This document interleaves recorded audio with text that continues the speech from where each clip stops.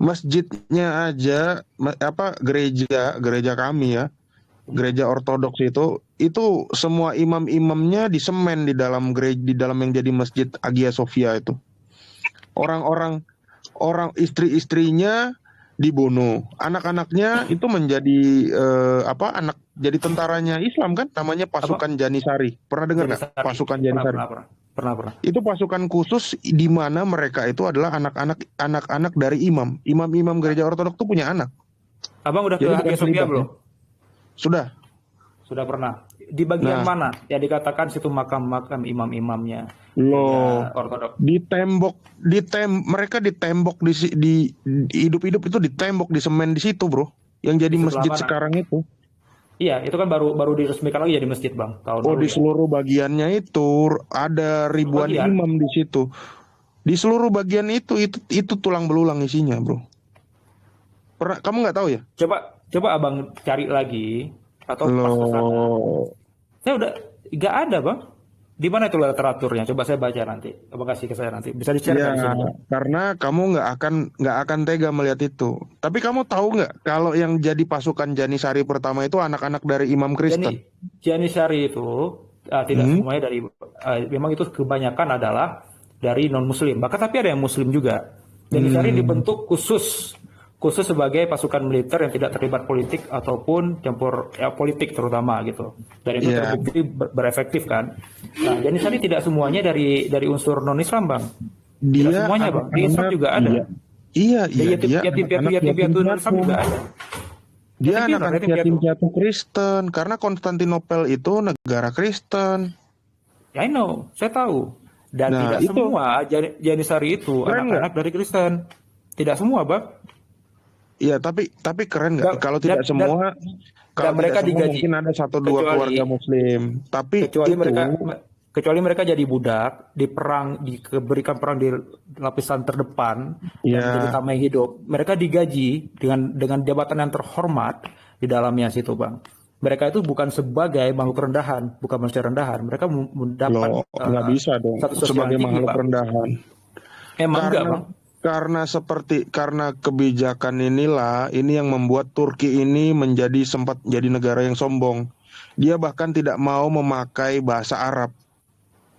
Sehingga orang-orang Islam juga sempat benci dengan Turki. Makanya Turki ini punya pemimpin yang dibenci oleh Islam juga. Aku lupa namanya siapa ya.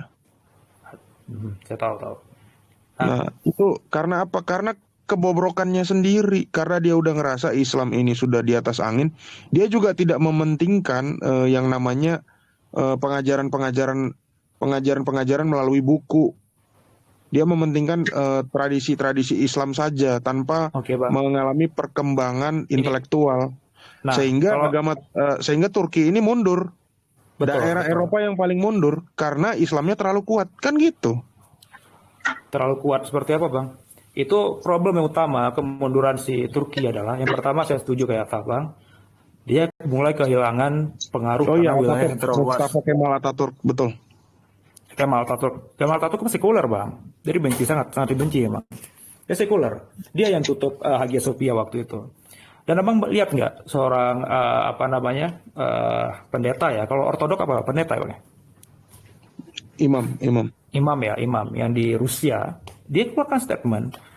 Dia keluarkan statement ketika umat Kristiani begitu marah ketika Erdogan membuka kembali Hagia Sophia itu menjadi masjid. Dia keluarkan statement di depan umatnya. Itu masih ada di YouTube kalau abang mau lihat. Itu bukan Rusian Ortodok, Bro. Itu Yunani Ortodok. Dan orang yang Iya. ngomong itu di Turki, bukannya di Rusia. Ada satu lagi, Masa Bang. saya masa saya Ada lebih dua. tahu daripada Anda? Ada dua, Bang. Coba abang cek nanti. Intinya apa dia bilang? Coba abang setuju nggak dia bilang? Selama Kemal Atatürk, selama waktu itu dipegang oleh musuh Islam, itu musuh Islam memang, Bang. Dia yang menghapuskan azan, dia yang menghapuskan tidak boleh pakai jilbab, dan tidak semua Islam ya, tapi semua agama di sekuler. Nah, dia yang bikin ini. Dan Turki jatuhnya miskin semiskinnya di era dia, di Kemal Atatürk itu. Walaupun dia sempat menjadi bapak pembangunan Turki waktu itu. Nah, di saat itu Hagia Sophia yang tempat menyembah Tuhan apapun lah. Kalau menurut saya Tuhan Kristen sama saya sama, Bang. Allah ya, soal Allah ini. itu menjadi tempat penyembahan terhadap Tuhan. Namun ketika dipegang Kamal Atatürk itu tidak perawatan, tidak ada orang masuk ya segampangnya aja, tidak menjaga kebersihannya, bahkan bau kencing di sana sini. Kalau Abang setuju posisi seperti itu atau setuju itu menjadi tempat yang suci? Menurut Abang seperti apa? Kalau buat orang Kristen sih, gereja itu hanya bangunan, bro. Kami nggak pernah mengkultuskan seperti agama Islam ya. Orang bakar masjid harus dibunuh, nggak kayak gitu. Bagi kami mau segede apapun itu tetap hanya bangunan. Gereja itu kembali lagi kepada jemaat. Jadi kalau gereja itu dirubah jadi masjid, makanya orang Kristen juga biasa aja, nggak demo di Monas gitu. Nah, tetapi permasalahannya di Ukraina demonya banyak, Bang. Di Jerman juga yang kata sekuler itu orang Kristen juga demo. Di Inggris juga demo, Bang. Demo mereka karena mereka negara Kristen, ya. Sama di Indonesia ini mayoritas Islam. Pasti ada yang demo, tapi bunuh orang nggak di jalan? Bunuh orang nggak di jalan? Yang Abang mau merujuk yang mana nih? Iya, ya kira-kira kalau orang Kristen itu gara-gara kayak gitu mau nggak bunuh orang? Oh, di Indonesia nggak mungkin, Abang. Dan saya berharap Iya, di luar negeri juga enggak. Ingat waktu karikatur Nabi Muhammad itu, berapa orang yang mati?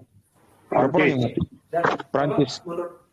Nah, pertanyaannya saya tanya, kira-kira itu benar nggak orang itu nggambar karikatur?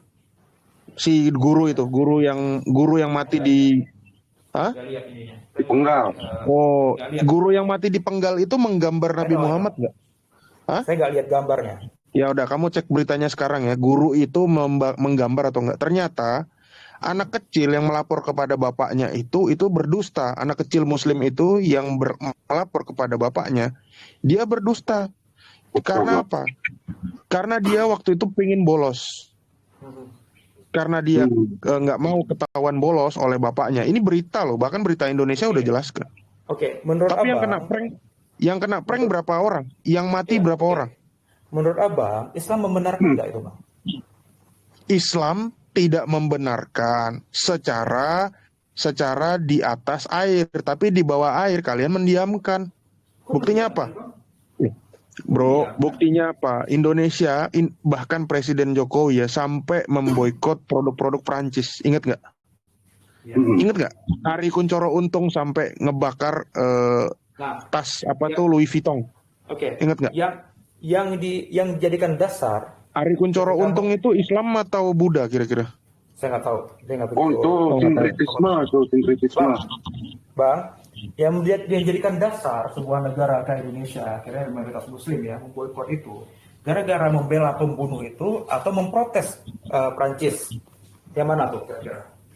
Loh, karena si Perdana Menteri Prancis tidak bersikap apa-apa, makanya negara-negara Islam itu ikut memboikot produk Prancis.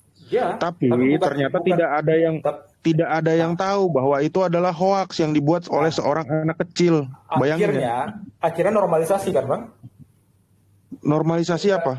Ketika Indonesia tahu masalah itu, mereka normalisasi kan hubungannya. Soal itu memboikot tidak lagi kan? Ya, Indonesia pasti pasang surut. Tapi lihat semangat seperti itu karena semangat apa? Semangat ukhuwah Islamiyah, bro.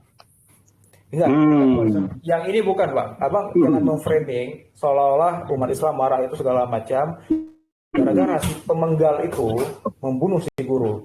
Saya pun itu mengecam dia, Bang. Si pembunuh guru itu. Nggak boleh, itu nggak boleh. Gurunya namanya Samuel Paty. Oke. Nah, yang dijadikan dasar umat Muslim segala macam itu bukan itu. Tapi ketika kita tahu Prancis, ya. CNBC Indonesia, tidak ada yang menyangka satu kebohongan yang dilontarkan seorang siswi berinisial Z dapat mengantarkan Perancis pada tragedi pemenggalan kepala seorang guru sejarah serta kemurkaan dunia terutama dari negara-negara Muslim. Samuel Paty, seorang guru sejarah di Prancis, disebut menunjukkan karikatur Nabi Muhammad di kelasnya pada Oktober tahun lalu. Dia juga dikatakan menyuruh para siswa Muslim untuk keluar dari kelasnya saat itu. Informasi soal memperlihatkan karikatur Nabi tersebut membuat Peti meregang nyawa di tangan Abdullah Anzorov. Oh, ini Kristen ya, Abdullah Anzorov. Kristen. Namun belakangan diketahui insiden tersebut terjadi atas kebohongan siswi Z yang diakui yang takut dengan ayahnya. Informasi ini juga menimbulkan kehebohan dari dunia muslim. Oh, dunia muslim. Apalagi Presiden Prancis Emmanuel Macron membela dengan dalih kebebasan berekspresi. Ini sempat membuat Macron melontarkan sejumlah pendapat yang dianggap menghina dunia Islam sehingga produk Prancis diboikot di sejumlah negara. Oke. Lalu bagaimana kebohongan terjadi? Berikut deretan fakta. Waduh. Oke, Bang. Itu poinnya kita udah dapat, Bang. Itu jelas-jelas di artikel itu. Umat Islam, negara-negara Islam di dunia memboikot karena statementnya si Macron tentang kebebasan ekspresi dan ada hal-hal lain yang menyinggung Islam. Tapi umat Islam nggak pernah marah ketika dia menghukum si pemenggal itu karena mereka pun benar. Di dalam Islam pun dimanapun dia akan dihukum mati, Bang. Kisah maksudnya akan dihukum mati dia. Ya. Kalau ada, tapi poin saya dapat, Bang, kan? Iya, poinnya emang ajaran kasih itu begitu. Iya. Harus dibunuh emang. Oke. Rahmatan lil alamin. Jadi seperti apa harusnya itu, Bang? Saya tanya kepada Abang. Iya, betul. Ini Mister Yai ini bagus nih. Iya, benar. Kristen ini, Abdullah ini. Betul. Abdullah Anzorov. Kristen. Saya tanya ke Abang ini. Umat Islam protes itu semua kemarin itu gara-gara apa? Apakah benar gara-gara? Lo kalau ngomong jangan jalan-jalan lo. Nih, karena di Skorsing, ini lihat ya cnbcindonesia.com. Mudah-mudahan ini hoax ya. Karena di Skorsing akibat kerap membolos, siswi Z tersebut tidak mengetahui secara persis apa yang dilakukan Peti saat membahas tema dilema dalam kelasnya. Ia mengaku tidak berada di dalam kelas saat Peti menunjukkan karikatur kontroversial Nabi Muhammad dari surat kabar satir Charlie Hebdo kepada siswanya. Nah, ini hoax kan? Okay. Laporan media Prancis Le Parisien mengungkapkan secara detail kebohongan siswa itu. Diketahui Peti juga tidak meminta para siswa muslim untuk keluar kelasnya saat dirinya menunjukkan karikatur kontroversial Nabi Muhammad. Siswi Z itu mengarang cerita bahwa Peti meminta para siswa muslim dalam kelasnya untuk menutup mata mereka. Ia juga mengarang cerita bahwa soal siswa diminta berdiri sebentar di koridor. Bang, tolong berikan satu statement aja dari negara-negara muslim atau muslim manapun, tokoh muslim manapun yang membela si pembunuh itu. Kalau Abang melihat boykot segala macam itu tok gara-gara si Macronnya, bukan untuk si pembunuh itu. Karena ini ya, karena waktu itu aku juga masih berdebat di Zoom, waktu kejadian ini masih terjadi. Sebagian besar, ini aku nggak bilang semua ya, sebagian besar para apologet Muslim waktu itu mengecam dan membenarkan perilaku tersebut. Termasuk kita juga apologet Kristen juga minta maaf. Karena ini memang menyakiti hati umat Islam. Tapi ternyata ketika tahu bahwa siswi ini hoax, ya udahlah. Kami pun tidak menarik kata-kata maaf itu. Itu pengalaman Abang, tapi di pengalaman saya ketika itu terjadi, kita melihat itu secara netral. Bahkan sebelum yang marah itu bukan gara-gara dihukum mati si pembunuhnya itu. Tapi karena sikap sikap si Macron ini yang mengatakan memakai kebebasan berekspresi untuk menghina tokoh kami yang sangat kami hormati. Di situ poinnya, Bang. Bukan masalah kita membela si pembunuh itu. Kalau memang ada 1-2 orang yang menurut Abang itu ya oke lah, saya minta maaf atas nama dia, tapi saya tidak setuju. Itu tadi sekaligus menjawab bahwa pertanyaan dari tulang kesar, ini aku bukan membela ya, pertanyaan dari tulang kesar itu bahwa apakah kalian bisa menyembah Allah tanpa Nabi Muhammad? Kalian bilang tidak bisa, dan di pertanyaan sebelumnya kalian bilang bahwa kami tidak menyembah Nabi Muhammad. Nah, ini aku mengutip dari salah satu tafsir ya, Ibnu Katsir. Kenapa di dalam At-Taubah 31 ada perkataan disebut orang Nasrani menjadikan rahib-rahib mereka sebagai Tuhannya. Ada kan? Pernah dengar nggak? At-Taubah 31. Nah, kalau kamu lihat dalam Ibnu Katsir, kenapa disebut di dalam ayat tersebut mengatakan orang Nasrani menjadikan rahib-rahib sebagai Tuhannya? Karena di penjelasan Ibnu Katsir, orang-orang Nasrani itu mempercayai mempercayai rahib-rahibnya mati-matian, sama seperti kalian ini rela membunuh orang karena percaya dengan, contohnya itu orang Nasrani rela membunuh orang karena percaya dengan rahibnya. Nah itulah yang kalian sedang lakukan sebetulnya. Kalian ini siapa, Ngerti Bang? nggak? Muslim. Kalian ini siapa? Apakah semua muslim Muslim seperti itu? yang melakukan Ya, ini, Muslim saya yang tanya, melakukan ini. apakah semua muslim melakukan itu dan meyakini seperti itu? Semua Apa Muslim nih? enggak, Ini semua apa Muslim saya- enggak, tapi pelaku yang seperti ini yang di Perancis, ini kan bukan cuma si siapa nih, si Samuel Paty ini aja yang mati. Ada ibu-ibu yang mati di gereja kan, yang digorok. Ingat nggak? Oke. Ada juga yang di pinggir jalan. Ini kejadian ini bukan cuma berdampak pada guru ini aja, tapi yang mati banyak, bro. Oke. Nah, sekarang pertanyaannya saya balik, apakah pelakunya itu Kristen yang menggorok? Kalau kita bicara pelaku itu, Bang, masalah pelaku segala macam itu, kita bisa lihat juga si yang Norwegia itu, Bang, yang dia pakai kamera di dadanya itu seolah main game, dia turun dari mobil menembak, puluhan orang meninggal, dan itu rata-rata semua muslim, dan dia mengaku sebagai white supremacy dan sebagai seorang Kristen murni. Abang Dia mau ngaku, saya bilang? sebentar, dia atas nama agama emangnya? Yang di Coba, Bang, Norwegia yang di pulau itu? Coba Bang cek. Saya bahkan udah berulang kali nonton filmnya, itu bukan atas nama agama, bro. Terus kata apa emang? Itu kan white supremacy. White supremacy itu bukan atas nama agama. Itu atas dasar kulit Rasis. putih. Rasis. Rasis. Lu ngomong rasis Demikian itu juga yang rasis. dilakukan demikian yang juga yang dibunuh. dilakukan di New Zealand. Yang dibunuh termasuk orang-orang muslim yang putih Yang juga, Bang. dibunuh kan orang Kristen itu di Norwegia, bro. Orang Kristen juga. Kalau ada Muslim di situ, bukan berarti tujuannya adalah nyerang orang Islam. Yang terbunuh di pulau itu orang-orang Kristen bukan. juga. Yang salah tempat? Mungkin maksudmu New Zealand. Yang di masjid New Zealand, yes. Ya, Silakan. itu white supremacy juga, bro. Yang direkam itu kan, pakai GoPro. Yes. Itu bukan atas nama Kristen. Itu white supremacy. Kecuali dia memang mengatakan, oh ya ini ada ayat Alkitab Matius 28 ayat 19 sampai 20, pergilah dan jadikanlah semua bangsa muridku. Terus dia bilang haleluya sambil nembak. Oke. Itu Kristen. Tapi dia menembak bukan atas dasar ayat Alkitab. Memang ada orang-orang di dunia ini yang punya ideologi white supremacy, bro. Kita mesti ngelihat dari kacamata yang lain kalau yang itu. Oke. Nah, tadi saya mau mulai lagi sama Bang. Jadi soal muslim itu, dari sekian banyak jutaan muslim miliaran dimasuk sekarang, berapa persen yang melakukan itu? Berapa persen? Oke. Ya. Arab Saudi itu negara Islam nggak? Ya, dia yang mengakui fundamentalnya Islam. Iya, dia negara syariah Islam pertama yang terkuat di dunia. Nomor 2 itu Qatar, ya. Saya pernah tinggal di Qatar. Nah, saya mau nanya, di Arab Saudi itu ada gereja nggak, bro? Satu aja. Gereja di Arab Saudi, saya nggak tahu Bang. Kira-kira aja ada nggak? Saya dengar mau dibangun. Di mana? Saya nggak tahu di kota apa, Jeddah mungkin. Oke, kalau ada mau dibangun, berarti dia udah ada gereja belum di situ? Saat ini saya nggak tahu ada atau enggak.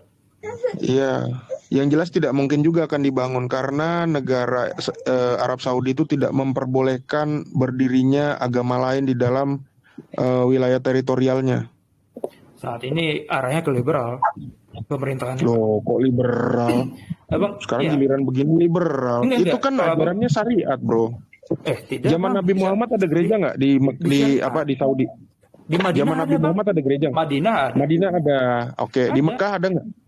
Di Mekah waktu itu belum ada, Bang. Nah, awalnya di Oke, Madinah itu wilayah ada. lain ada nggak? Bentar. Di Madinah itu ketika Nabi datang hijrah dari Mekah, di situ dari awal memang sudah ada Nasrani, sudah ada Yahudi. Dua agama ini memang sudah ada. Kemudian maka ketika Nabi datang, umat Muslim juga di sana udah mulai ada juga, sehingga adalah Pakta Madinah di situ yang mengikat ketiga kelompok agama ini dan suku untuk hidup bersama berdampingan dan tidak ada pemaksaan apapun di situ, Bang. Kalau di Mekah setelah pengambil alihan lagi Mekah dari dari awal itu memang tidak ada, setahu saya ya, bahkan semenjak zaman jahiliyah sebelum ada Nabi, itu gereja dan sinagog itu tidak ada Bang di Mekah. Itu sebelum datang Nabi, masa zaman jahiliyah, karena mereka tidak suka dengan Yahudi, tidak suka dengan Nasrani. Mereka karena Yahudi dan Ya, Nasrani tidak mau menyembah. berarti setelah zamannya Nabi Muhammad semakin baik dong. Ada gereja, ada sinagog kan berarti di situ ya? Tidak ada juga. Tidak Nggak ada juga. Tapi di Madinah ada ya. Madinah awalnya ada. Soal itu saya nggak tahu. Madinah ada ya. Nah, bahkan nenek moyangnya Raja Salman, nenek moyangnya King Saud. King Saud itu 8 generasi. Sorry. Saud, negara Saud itu karena seseorang yang namanya Saud itu 8 generasi di atas Raja Salman. Itu adalah Arab Kristen. Dia dari golongan suku Anazah. Nanti kamu cek Anazah, Annazah. Itu suku Kristen di Arab Saudi. Tapi di Arab Saudi sekarang nggak ada gereja satupun nggak ada. Nah, berarti Islam rahmatan lil alamin kan? Jadi itu salah siapa menurut Abang? Kenapa? Salah siapa? Oh, salah orang Kristen. Semuanya salah Kristen. Enggak. Ini objektif aja Bang. Salah siapa kira-kira? Salah orang Kristen. Ngapain orang Kristen bangun gereja di situ? Yang pertama, ada orang Kristen nggak? Jumlah orang Kristen berapa? Yang kedua, masalah di ini sama kayak Abang bilang. Saya bertanya, di Vatikan ada masjid nggak? Vatikan kalau kamu lihat di Google ada masjid ya. Tapi yang saya tahu di situ ada musola. Musola wajar lah ada. Musola ada. Musola ada. Saya yakin di kampung saya pun Yusuf Kala kemarin ketemu dengan Paus, mereka di sela-sela pertemuannya sholat, ada musolanya di situ. Tapi kita perlu ingat, Vatikan itu luasnya berapa, bro? Pernah tahu nggak luas Vatikan itu berapa? Negara terkecil di dunia, I know. Ya, tapi kamu tahu nggak luas Arab Saudi berapa? Arab Saudi luas, tapi di Arab Saudi itu 2,15 juta kilometer. 2,15 juta ya. Larangan yang tidak boleh itu hanya di Mekah dan Madinah. Di luar itu boleh. Di Arab Saudi tidak ada gereja satupun, bro. I know. Itu masalahnya. Vatikan itu nggak nyampe besarnya, nggak nyampe setengah kilometer besar negaranya. Setengah kilometer ya. Itu nggak masalah Bang. Itu nggak masalah dengan itu. Intinya dalam Islam yang tidak boleh ada gereja atau di dalam itu adalah Mekah dan Madinah. Cuma itu doang. Di luar itu boleh sebenarnya. Namun saat ini Abang mau lihat Islam secara fundamental atau praktiknya orang-orang saat ini. Lanjut. Jelaskan statementmu. Oke, Madinah sama Mekah nggak boleh. Oke, iya. Terus? Oke, di luar itu boleh. Tergantung di luar itu boleh. Ya, ada gereja nggak tapi di Arab Saudi? Saya tidak lihat, saya tidak pernah cari tahu. Ya, jawabannya nggak ada. Saya tanya, di Arab Saudi kira-kira ada orang bule nggak, ekspat nggak? Atau ada, orang pasti. Filipina nggak? Kristen gitu, pasti. Ada? Pasti ada. Ada ya? Kira-kira mereka ibadah di mana? Di masjid kali. Gimana Bang? Kira-kira mereka ibadah di mana bro, di sana? Setahu saya, seperti Abang bilang tadi, gereja itu hanya sebuah benda. Dan gereja itu adalah sebuah komunitas. Ya kan? Abang bilang sendiri tadi. Iya betul. Ada orang-orangnya dan mereka bisa beribadah di mana aja. Memang secara formal kalau kita bicara pembangunan gereja segala macam kemungkinan tidak ada di sana. Tapi kalau Abang mau lihat Qatar ada gak Pak? Loh, jangan Qatar, kita ngomong Arab Saudi dulu. Jangan ngomong negara lain lagi. Enggak. Ini secara fundamental, bahkan banyak orang muslim juga tidak suka ada pemerintah Arab Saudi, Bang. Asal tahu. Jangan kamu jadi jelek-jelekin Arab Saudi, Mekah masih di sana loh. Mekah tetap Mekah, mana tetap Medina. Tapi kamu kita bicara soal pemerintahan Saudi. Tadi kan saya udah bilang bahwa negara syariat terkuat di dunia ini Arab Saudi sekarang. Maka saya bilang tadi, klaim mereka adalah seperti itu. Saya bilang dari awal, itu klaim mereka. Kok jadi mereka? Ini kan antara kami dengan kalian. Kok kamunya malah nyebut mereka? Kok gitu Bang? Nih, gini contoh di Aceh lah Bang. Ya, contoh di Aceh. Aceh Serambi Mekah sebutannya dan itu punya peraturan khusus. Masalah keagamaan Aceh boleh mengaturnya sendiri. Abang pernah ke Aceh tidak? Pernah. Ada gereja nggak di sana? Ada. Abang pernah ke Kuta Cane nggak? Kuta Cane itu nggak pernah. Nah, Aceh Tenggara itu berapa ratus gereja di sana? Terus yang mau kamu sampaikan? Muslim nggak orang-orang di sana? Gubernurnya Muslim atau tidak? Bupatinya Muslim atau tidak? Saya nggak tahu. Mereka menggunakan syariat Islam atau tidak? Mereka menggunakan syariat Islam dan semua pejabatnya Muslim. Terus Ada yang problem mau dengan kamu itu? sampaikan? Yang mau Yang sampaikan mau kamu sampaikan?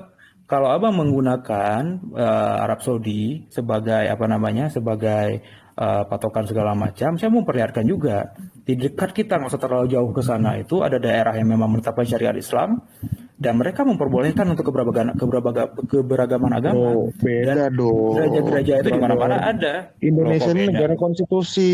Kita ini di bawah Pancasila. Jadi, Bang secara Aceh, abang baca ini deh nanti. bro, UUPA, Undang-Undang Pemerintahan Aceh itu berdasarkan perjanjian damai antara agama dan iya Indonesia. tahu. Oke, Iya abang baca syariah. itu. Makanya Itu disebut ada sebagai beberapa daerah poin. istimewa. Nah, Tapi kita masih tahu hmm, Aceh itu serambi Mekah. Mekah itu ada di mana sekarang? Mekah ada di mana? kalau abang bilang Mekah, bukan Arab, nggak bisa ada Arab. Arab apa? Arab Saudi Arab Saudi, atau Arab apa? Arab saat Saudi. ini. Arab Saudi Saat ada ini gereja dalam nggak? Arab Saudi. Arab Saudi tidak katanya ada baru gereja, mau kemungkinan. Ya dibangun. makanya nggak usah lari ke Aceh. Kita ambil aja dari Lah, sumbernya lah, langsung. nggak bisa gitu, Bang. Oh, Nggak nggak bisa bisa gitu. gitu. Gini, oke. Eh, Ya udah apa udah namanya? clear bro. Kita nggak perlu kasih contoh lagi sih. Itu aja. Oke, serap gimana lah. Tapi intinya kalau abang mau melihat tentang ajaran Islam, abang tidak bisa melihat langsung dari tok dari apakah itu pemerintahan yang mengaku Islam atau dari orang-orang Muslim. Kalau abang mau cari tahu sudah fundamentalnya peraturannya, abang nggak pelajari Islamnya gitu. Kalau mau lihat itu ya dia lihat dari Madinah dulu zaman Nabi. Tidak ada yang dibongkar, tidak ada yang dibakar. Bahkan Nabi melarang di dalam perang sekalipun tidak boleh menyentuh tempat-tempat di mana Tuhan disembah dan disebut namanya. Itu di dalam perang bahkan. Iya iya. Terus kalau ada penuduhan seolah kami tidak memberikan kebebasan untuk apa namanya untuk beribadah bagi umat yang lain, abang kembali ke situ silakan. Ya kembali Di ke dalam Pancasila bro. Kalau mau kembali ke situ saya bukan. bilang lagi Aceh itu negara Kalau serambi kalau apa? Serambi kalau Mekah. Di di Mekah luar ada Indonesia, gereja nggak? di Ya luar nggak ada. Indonesia Orang saya. Saudinya aja nggak ada. Lah, Mau saya gimana? kan bilangnya di luar Indonesia, Bang. Yang tadi barusan. Iya. Oke. Nah, jadi kalau abang mau lihat, ya kembali ke apa yang dilakukan Nabi. Kalau abang saya tanyakan ke Kristen, pasti abang bilang, lihatlah Yesus, apa katakan Yesus segala macam. Saya juga bilang ke abang, lihat masa Nabi tutup, yang ada tidak dibakar, bahkan di dalam perang sekalipun diharamkan orang Muslim untuk menyentuh apa namanya gereja ataupun sinagog di Aku sana. tanya lagi bro. Aku tanya lagi boleh? Silakan. Kamu mengatakan di zaman Nabi Muhammad boleh bangun gereja. Saya tanya, sejarah mana yang menulis tentang Nabi Muhammad di luar Islam? Maksudnya gimana, Bang? Sejarah mana gimana maksudnya? Ya, tadi kan kamu bilang bahwa Nabi Muhammad memperbolehkan berdirinya gereja di Madinah, istilahnya bertoleransi.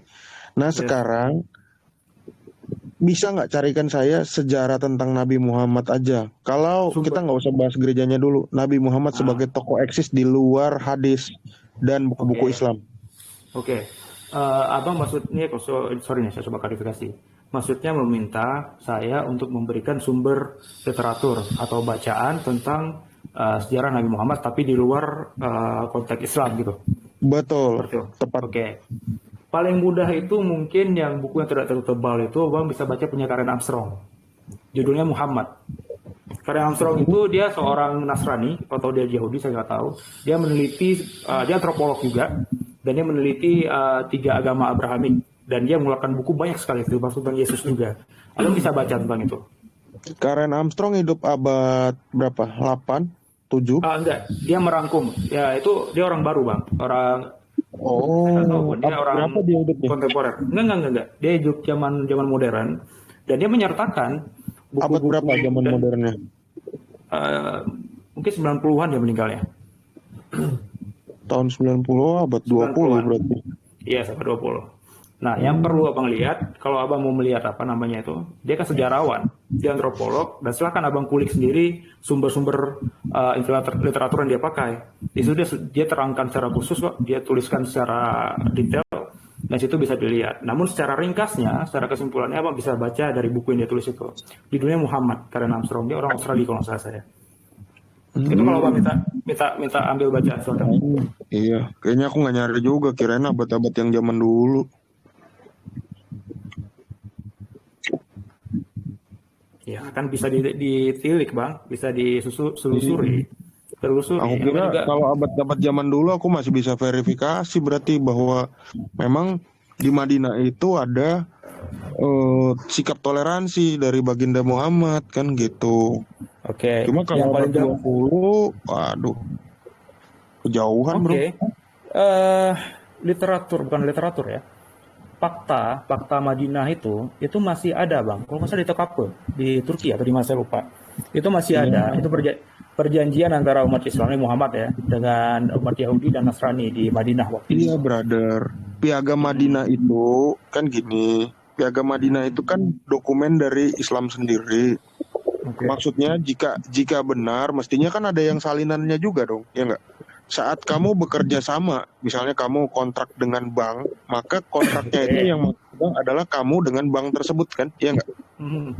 Ada dua dong. Mestinya Piagam Madinah juga itu antara siapa dengan siapa, itu ada pihak lain juga yang memegang, bukan hanya satu pihak. Bang, ketika Kalau saya hanya pihak pegang, Islam aja yang megang, itu bukan Gini. piagam namanya, gini. itu tanda terima. Kalau saya bikin sama abang perjanjian, nih bang ya, sebuah perjanjian atau apapun, maka memang ada 2 kopi jadinya kan minimal. Yang satu abang pegang, yang satu lagi saya pegang. Namun di keduanya itu ada saksi-saksinya tertulis dan di situ ada validasi bahwa Anda mengakui itu dan saya mengakui itu. Ya, contohnya tanda tangan atau tempel jari atau pakai meter atau segala macam lah. Nah, ketika salah satu itu yang digunakan tetap berlaku secara hukum. Kalau abang menghilangkan itu, saya masih ada, itu berlaku secara hukum. Kalau saya menghilangkan itu, abang tetap ada, itu masih berlaku secara hukum. Seperti itu. Kalau abang minta ke satu lagi di mana itu ya tetap aja abang harus tanya ke orang Nasrani atau Yahudi pada zaman itu melakukan perjanjian dan itu pun kalau ada kopinya. Namun saat ini yang ada kopi cuma satu dan itu ada signature-nya dari Yahudi dan Nasrani yang hidup di zaman Nabi ketika mereka melakukan perjanjian itu. Ya aku yain aja deh. Iya. Cuma satu. Piagam. Gimana memang seperti itu dan itu sah kok. Dan kayaknya dari sejarawan Nasrani juga mengakui itu. Sejarawan Nasrani yang mana bro? Coba cari lagi nanti. Saya juga cari lagi nama-namanya siapa nanti. Nasrani sama Kristen beda loh. Nasrani sama Kristen beda. Oke, itu statement. Jadi jangan dibilang Nasrani, pakai term Nasrani aja udah keliru. Oke, bedanya apa bang? Coba biar saya tahu nih bang. Beda, aku tunjukin ya. Ya. Dalam Kisah Para Rasul, aku tunjukin dulu.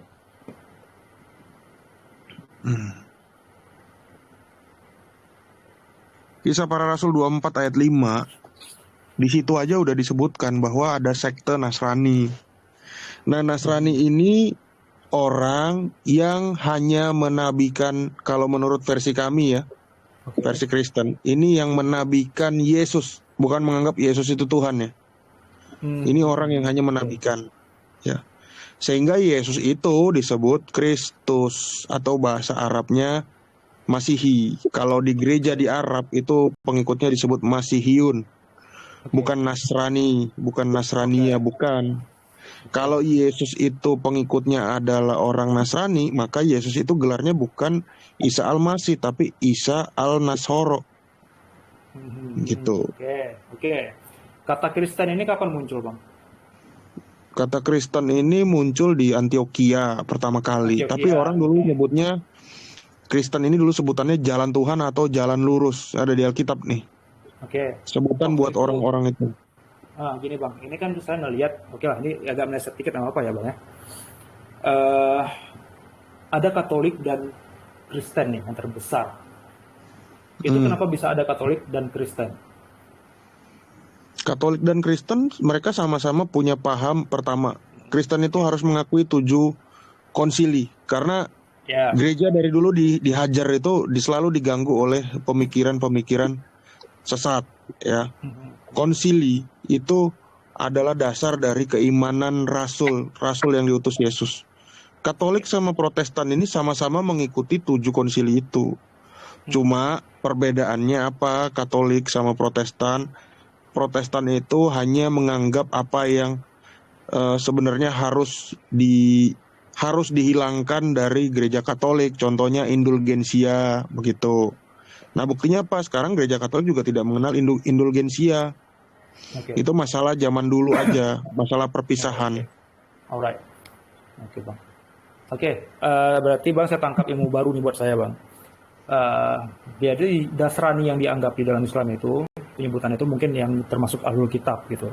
Namun yang pengen saya perlihatkan di Madinah waktu itu berarti tidak hanya ada Nasrani, namun juga ada Kristen atau jalan lurus. Kenapa? Ada satu riwayat ketika Nabi Muhammad didatangi oleh orang-orang Yahudi. Nah, ketika Nabi Muhammad pindah dari Mekah ke Madinah, Yahudi itu senang bukan kepalang. Kenapa? Mereka melihat ada teman mungkin apa ya, partner atau saudara beda agama gitu. Kenapa? Mereka menyatakan dua-duanya adalah Tuhan yang esa gitu. Nah, waktu itu ketika duduk bersama orang Yahudi itu, si orang Yahudi ini kemudian mengeluarkan sebuah statement yang membuat Nabi Muhammad marah, bukan marah tapi jengkel dan mengklarifikasi perkataan Yahudi itu. Yahudi itu berkata, lihat orang, saya nggak tahu Nasrani atau Kristen yang mereka sebut, yang mereka menyembah Isa, mereka menyembah Yesus. Padahal Yesus itu bohong, dia mengaku-ngaku dia itu adalah sebagai Tuhan seperti itu. Lalu Nabi Muhammad membalasnya, Anda tidak boleh berkata seperti itu karena Yesus adalah, atau Nabi Isa, dia adalah seorang nabi, dia tidak membohong dan membawa berita kebenaran memang waktu itu. Dan dia adalah seorang nabi. Nah, walaupun secara jelas Nabi Muhammad mengatakan Yesus bukan Tuhan waktu itu. Sejak itu Yahudi menjadi marah kepada kepada Nabi Muhammad gitu. Dan sama aja loh sama kayak Nasrani itu gitu kira-kira. Nah, saya memperlihatkan bahwa di dalam itu Madinah waktu itu ada Nasrani yang mungkin menurut Abang tadi itu sumber Abang, mereka ini Unitarian berarti Bang ya. Namun Trinitarian juga ada di situ, Bang. Umat Nasrani yang di situ. Jadi di sini thank you ilmu ya, Bang. Tapi intinya di dalam Madinah itu juga tidak hanya Unitarian, ada Trinitariannya gitu. Nasrani ada, Kristen ada gitu. Ya. Dari mana? Oke, ku tanggapin ya. Di mana ada kata Nabi Muhammad bahwa dia tidak menyembah manusia tadi seperti kamu bilang? Itu di hadis mana tuh? Kalau tanya kitabnya saya lupa, Bang, saya nggak hafal. Aduh, kalau lupa aku juga bisa lupa, bro. Karena tulisan itu juga aku cari. Aku udah cari bertahun-tahun tuh tulisan itu. Di mana dia mengatakan bahwa dia tidak menyembah Yesus. Terus yang kedua, kamu tahu nggak hijrah umat Islam pertama itu kemana, bro? Kemana? Coba boleh tahu. Ke Ethiopia. Oh, benar nggak? Yes. Benar. Ke Ethiopia tuh kerajaan apa? Kristen. Oke. Kerajaan Kristen. Waktu itu mungkin Nasrani. Oh, kok Nasrani? Gerejanya masih ada sekarang. Tahu nggak gereja Ethiopia itu namanya apa? Apa namanya? Gerejanya namanya Tewahedo Orthodox Church ya. Oke. Itu gereja yang merupakan suksesi dari Rasul Matius dan Filipus yang ada dalam Kisah Para Rasul 8. Ya. Terus? Waktu itu orang-orang Islam berada di bawah lindungan kerajaan Habasyah itu, kerajaan Ethiopia. Betul. Nah, orang-orang Ethiopia yang di situ itu saja tidak disebut Nasrani. Tidak disebut Nasrani, bro. Oke.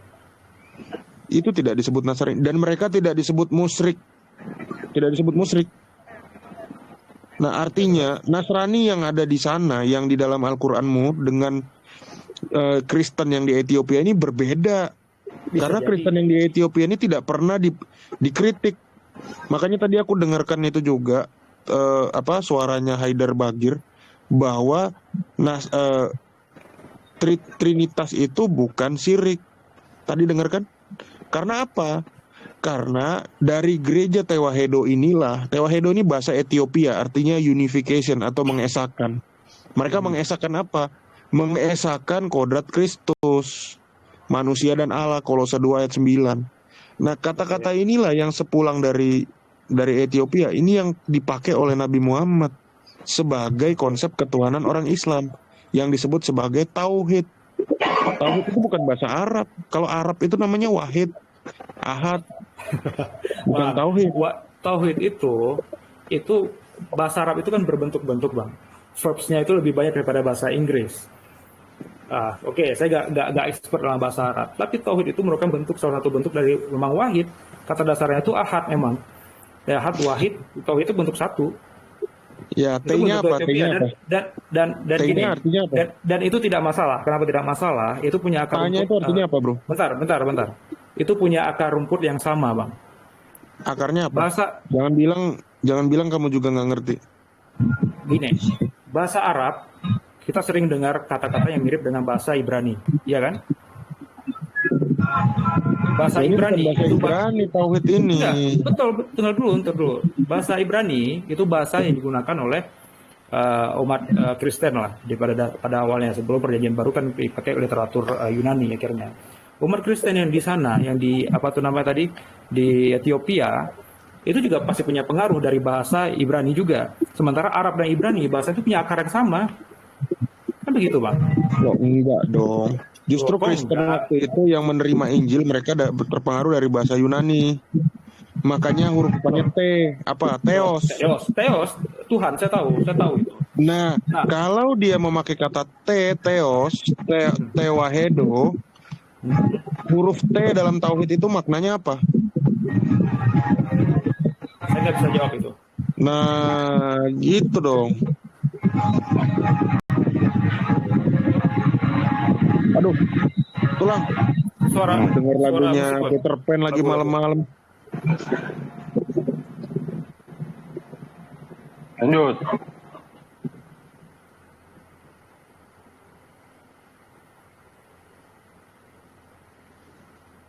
Halo. Yes, halo. Halo. Ya udah. Ya udah, mau bahas apa lagi, Bang? Loh, itu bahas itu. Umkir, Pak. Ungkir. Kirfa malam-malam. Oh iya Janganlah. dong. Horor. Emosi nanti dia. Ungkir apa, Enggak Bang? dong. Nggak pengen tahu saya. Ungkir itu apa? Kok Kirfa tiba-tiba tulang? Pengen aja umkir, Pak. Kalau di Arab tuh ada makanan enak namanya Ali. Oh. Itu roti sama susu. Tapi kalau Kirfa Yogurt. itu Yogurt. menyedihkan ceritanya. Itu seperti apa, Bang? Kirfa itu ada nenek-nenek tua. Bentar. Saya kalau nggak tahu nggak saya jawab, Bang, ya. Paling saya cari tahu dulu. Ya, ini ada di dalam Ibnu Ishaq ya. Ntar. Aku lihat dulu. Nanti aku dibilang nggak pakai data lagi.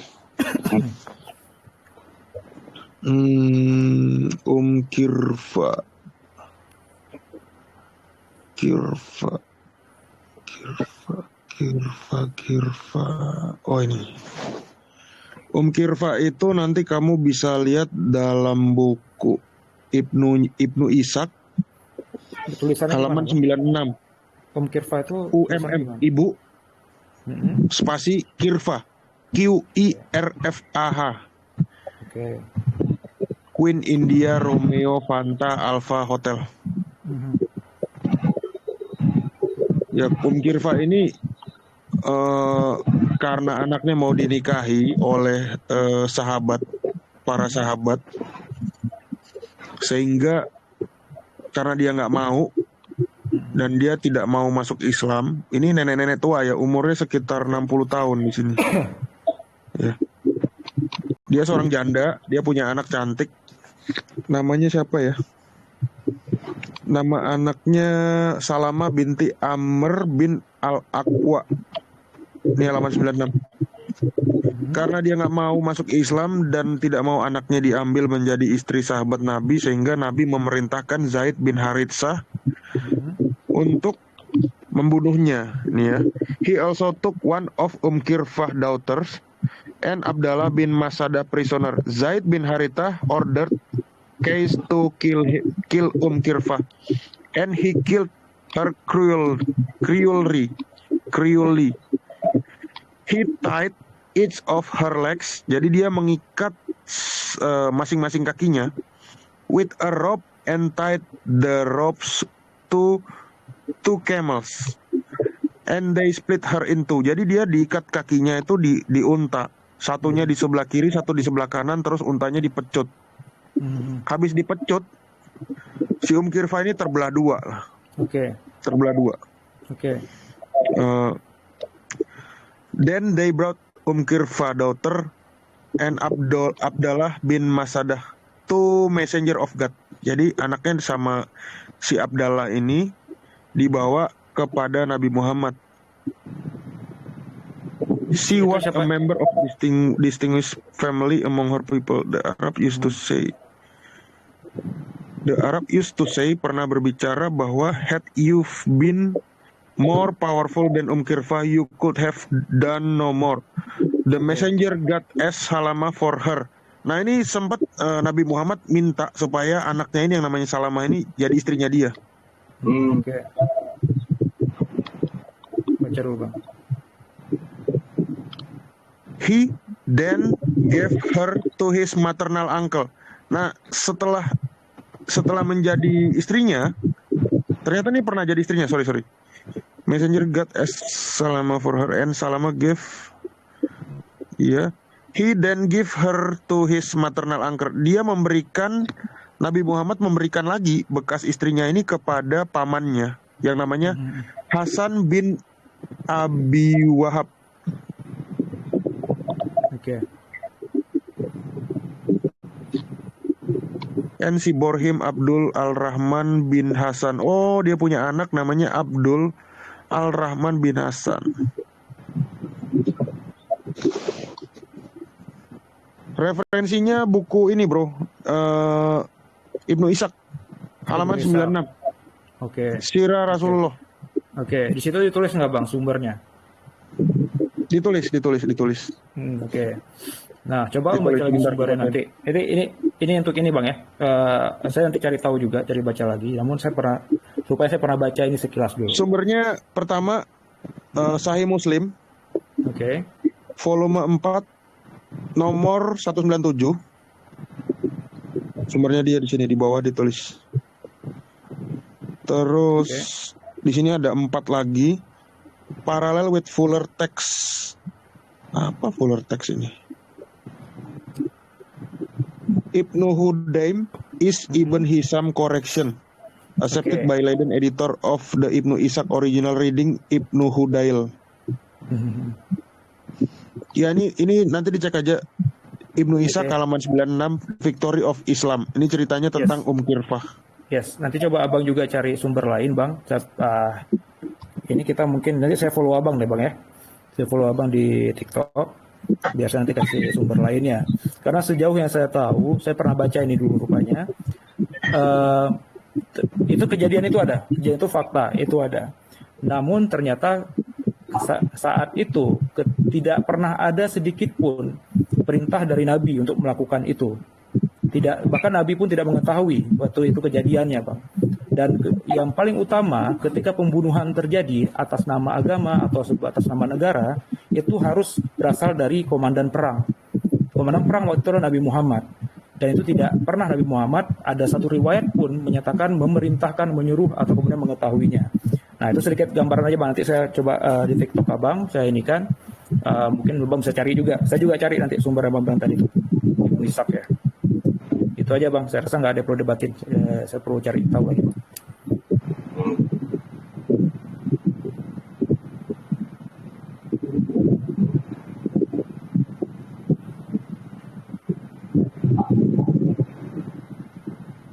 Kayak gini kan asik Bang, nggak ada panas-panas Bang kan.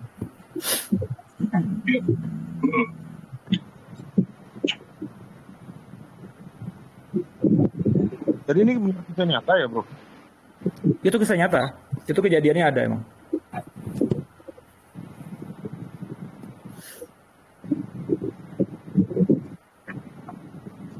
Namun yang dipertanyakan adalah ada tidak perintah dari Nabi sebagai komandan tertinggi yang mana bila terjadi pembunuhan atau eksekusi ya, eksekusi apalagi sekeji itu, eksekusi terjadi tanpa ada perintah dari komandan perang itu tidak boleh Bang. Dan sampai saat ini saya tidak dapat ada perintah dari, ada hadis yang mengatakan itu perintah dari Nabi ataupun Nabi mengiyakan seperti itu. Jadi makanya lo debatin sama Bang Zuma berani nggak? Aduh, Zuma itu sudah teman debat udah lama dari zaman Facebook. Kalau mau lihat ya Zuma saja kebingungan saya tanya tentang dasar sholat 5 waktu. Siapa yang meniru Islam atau Kristen? Ada, cari judulnya Kayafas versus Zuma. Ini bahasnya tentang sholat loh. Ada kami bahas sholat, ada kami bahas lagi tentang zikir. Kami bahasnya yang topik-topik begitu, bro. Oke. Bukan bahas-bahas debat kusir ya. Di Pak mana tuh? Satria Muda dicek aja dulu ya. Bahas wudhu gak wudhu? Oh ya, wudhu. Maksudnya? Wudhu. Banyak, karena saya menemukan banyak hal-hal dalam Islam itu memang ngopas dari kami, khususnya Kristen Ortodoks ya. Oh iya. Di mana basuhan, membasuh wudhu, basuhannya harus menurut bro, kalau bro Peki sering ini nggak? Apanya? Sering sholat nggak? Insya Allah pun ada bolong-bolong. Nggak ada bolong ya. Kalau biasanya basuhannya ada bolong. berapa kali? Ada ya? 3 biasanya. Kenapa harus 3 bro? Itu sunnah, tapi nggak harus 3, sekali pun boleh. Iya bukan. Kenapa sunahnya harus 3? Saya nggak tahu alasannya. Oke, tahu. Kalau zikir bro sering nggak? Zikir ada. Biasanya berapa kali bro? Biasa bersolat loh. Iya, Maksudnya berapa apa? kali? Oh ya, Apa? angkanya 33. Ya gitu kan? Angka Itu maksud 33 apa? itu dari mana? Ada ide? Loh ini saya nanya Anda. Kok Nggak, nanya nggak. ada ide? Saya nggak tahu. Maksudnya itu sumbernya. Kalau Oh, ditanyakan, iya. biasanya saya nggak tahu. Oke. Nanti usia orang masuk surga itu berapa bro? Di Islam. Saya nggak tahu tuh. Di Islam? Nggak tahu ya? Nggak tahu. Oh nanti cari dulu. Oke. Terus saya mau nanya, di dalam sholat Anda wajib bersedekap nggak? Yes. Nggak wajib. Nggak wajib. Mazhab, Tapi Anda tergantung bersedekap nggak? Kalau saya bersedekap. Bersedekap. Nah kenapa dalam Islam itu harus bersedekap? Tidak harus, karena ada mazhab yang tidak bersedekap juga. Iya, tapi kenapa Anda lebih memilih untuk bersedekap? Karena mayoritas di sini mazhabnya mazhab yang bersedekap. Ya, mayoritas di sini mengikuti mazhab yang bersedekap karena Ya, karena gini bang. Jadi di dalam ibadah ya, di Islam itu rujukannya gampang sih sebenarnya. Karena Nabi Muhammad itu melakukan dan kemudian direcord sama sahabat-sahabatnya. Kemudian jadilah hadis. Nah, inti dasarnya akar pengambilan hukumnya atau syariat dan tata caranya di situ. Kalau abang tanya kenapa, ya sumbernya di situ. Karena kita melihat dari hadis-hadis yang ada, caranya seperti itu, tata cara yang diajarkan seperti itu, walaupun ada sedikit perbedaan. berarti tata cara ya. Ya. Berarti tata cara ya. Tapi tidak dijelaskan kenapa harus bersedekap. Coba tulang kaisarnya nggak tahu bersedekap nih apa. Bersedekap tuh kira-kira diapain bro? Tangannya? Ini nanya sama siapa nih? Kaisar? Tulang kaisar? Bang Piki, tulang kaisar kan bukan ortodoks. Dia pasti nggak tahu bersedekap tuh ngapain. Tangannya itu, misalnya ini kalau di Islam itu pas sholat posisi berdiri, tangan kiri itu menempel di badan, bagian dari depan, tangan kanannya itu di atas, seperti memeluk badan sendiri gitu. Oke, membentuk setidaknya membentuk silang ya, cross ya. Cross, not really bang, nggak sampai cross. Terlalu hard kali kalau aku bilang cross salib ya. Enggak. Harus silang ya, di atas telapak di atas telapak ya. Dia itu bertumpang tindih, bukan bertumpang tindih. Bahkan kami pun begitu untuk menerima perjamuan kudus, kami pun harus begitu tangannya. Oke, so sebagai simbol salib. Oke. Tapi ini tidak cross, mohon maaf bang. Ini tidak bentuk cross, bentuknya itu gimana ya? Iya. Tangan kiri. Di atas tangan kan? Tangan di atas tangan, iya. Itu bukan salib. Betul. Salibnya dari mana? Tapi maknanya nggak ada. Crossnya dari mana? Enggak, itu tata cara. Cuma tata cara, Bang. Oh iya. Jadi kami juga sama. Saya pernah melihat video sih belum lama ini umat Islam Kristen Ortodoks. Ya, umat Kristen Ortodoks yang melakukan sembahyang. Gerakannya berdiri, rukuk dan sujud. Kalau salah saya ya. Duduknya mungkin ada duduknya juga mungkin. Saya nggak begitu perhatian. Iya, karena harus begini, harus ada itu memperingati bahwa bukan hanya sujud makna kosong ya, tapi di mana sujud itu Itu kita mengingat apa yang dilakukan oleh kemanusiaan Kristus. Dia mati, dia sujud menjadi hamba, ya, disalibkan, bahkan bangkit. Kita bangkit berdiri. Oke. So, ya, I mean gini bang, pada dasarnya Islam sendiri mengakui bahwa Nasrani atau Kristen lah bang, secara umum itu kan dan Yahudi itu Abrahamik, dan keserupaan terutama dalam tata cara ibadah, apalagi bersama Ortodok yang saya rasa yang paling menjaga ketradisionalisme Kristen itu pasti ada, dan itu nggak bisa dielakkan. Termasuk misalnya pengambilan nama Hawa, mungkin Adam dan Hawa. Umat Islam itu diperbolehkan sejak lagi dalam bentuk hal-hal sejarah mengambil sumber-sumber biblikal. Boleh bang, nama-nama malaikat kita boleh ngambil dari biblikal, itu nggak dilarang di dalam Islam. Dan intinya karena apa? Ada pengakuan dari kita juga sebenarnya awal mulanya itu memang itu satu Tuhan yang sama, seperti itu. Nah, ketika ada tata cara yang serupa, mirip. Beda bro, Tuhannya sorry. Aku mesti ngomong beda. Tuhan kita berbeda. Emang kelihatannya sama, tapi beda. Betul. Oke, intinya tahu kan maksudnya kenapa ada kemiripan dari perspektif saya sebagai Muslim gitu. Oke bang, silakan. Kenapa ini bang? Kenapa berbeda menurut abang? Ya beda. Memang ceritanya berbeda. Pertama, ajaran Islam itu, ini nanti kamu cek lagi ya. Omonganku mungkin bisa salah. Aku nggak klaim ini benar ya. Islam itu lahir dari orang yang beragama Hanif. Ada 4 orang Hanif dulu yang menjadi pelopor kenabian Nabi Muhammad. Ubaidillah bin Jahas, Warokah bin Nawfal, Said bin Amr, sama Utsman bin Khuwailid. 4 orang ini Hanif. Hanif ini apa? Hanif ini adalah sebutan untuk orang-orang Gentile di luar Kristen dan Yahudi. Orang-orang Gentile itu artinya goyim atau kafir. Ya, dulu belum pakai kata kafir. Nah, orang Hanif ini orang-orang yang mempercayai. Kenapa disebut Hanif? Dia mempercayai Nabi Henok. Makanya dia disebut Hanifiyah atau Hanok. Nah, apa yang mereka pakai untuk bacaan adalah kitab Henok. Kitab Henok menjadi ajaran mereka, tapi mereka tidak membaca kitab-kitab terdahulu, kitab Taurat, kitab nabi-nabi, kitab kidung-kidung, Injil gitu kan. Dia hanya tahu kitab Henok. Sehingga pandangan dia hanya merujuk dari Henok dan mencocok logikannya kepada Abraham. Kenapa aku bilang cocok logi? Karena di dalam buku Arabic Hermes, orang-orang Hanifiyah ini selalu mengklaim bahwa dia ajaran yang serupa dengan ajaran Abraham, karena Abraham itu monoteis gitu. Sementara Henok ini adalah tokoh yang sebelum Abraham, sebelum Nuh gitu. Jauh di atas Nuh, selisih beberapa puluh tahun daripada Nuh. Nah, orang Hanifiyah ini atau penyembah Henok ini dalam bahasa Mesirnya disebut Hermes. Dalam bahasa Yunaninya disebut Hirmis. Nah, dari Hirmis inilah menjadi bahasa Arab Idris. Henok ini dalam Islam itu Idris. Nah, jadi jelas dasarnya udah beda. Sehingga waktu dikutip dalam agama Islam, memang agama Islam kelihatan mirip seperti ajaran Kristen, ada Isanya, ada Musanya.